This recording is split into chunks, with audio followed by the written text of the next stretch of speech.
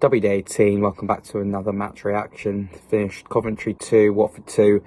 Just got back from Coventry a few minutes ago. Took a while to get out actually, quite a bit of traffic. But a point for Watford on the road. A frustrating one yet again, to be honest with you, because we were 2-0 up going in at half time. And I think we had opportunities to kill the game off, which we didn't take. And we paid the price for it, and to be honest with you, we're probably fortunate not to lose the game.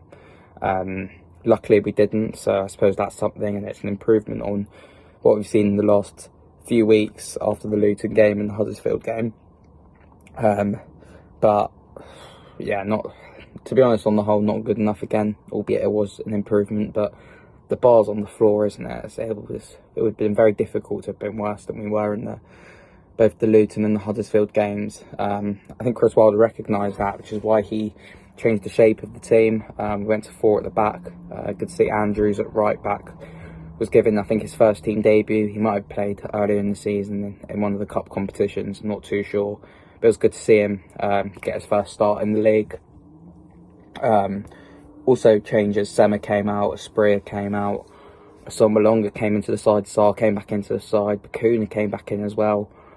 Craig Cathcart dropped out, so yeah, and Kamara also was given a start.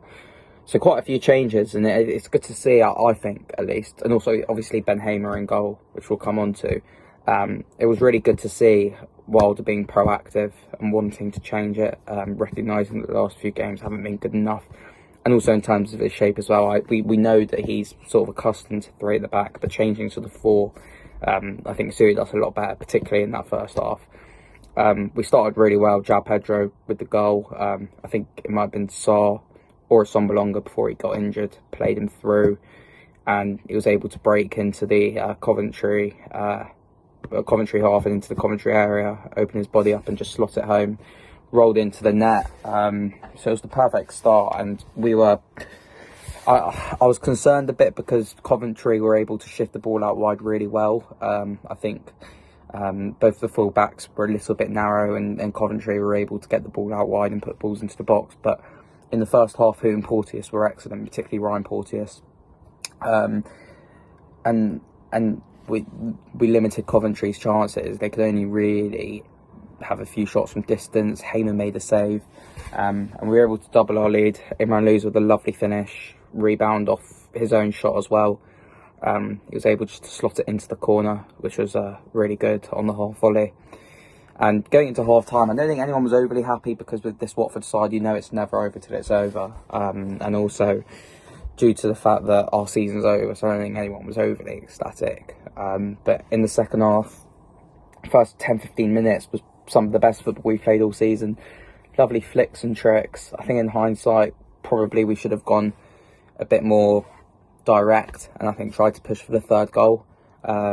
About the time, I suppose it was good to watch the nice flicks. Coventry pulled one back.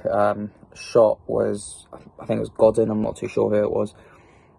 He sort of opened his body up after a poor Porteous header. He was 1v1 against Hu, opened his body up, and Hamer just didn't seem to dive for it. It was almost like a slow motion goal, just ended up in the far corner. I thought it was really, really poor goalkeeping. I think Hamer's got to save that. And I think it reaffirms that Watford needs to sign a #1 goalkeeper in the summer. It doesn't seem that any of our goalkeepers are good enough. Dan Backman, we know his weaknesses. Okoye, he hasn't had a run of games, to be fair to him, but he looks mistake prone.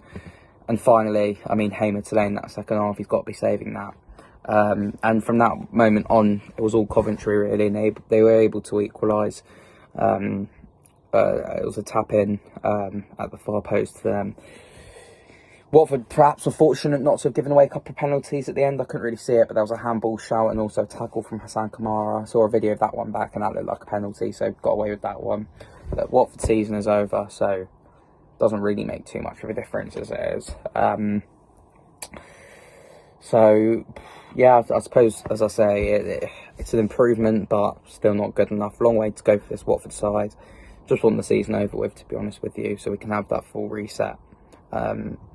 But yeah, there was a lack of a backbone in the second half, and a lack of bottle, and Coventry deserved the point. It was a good comeback from them, so fair play.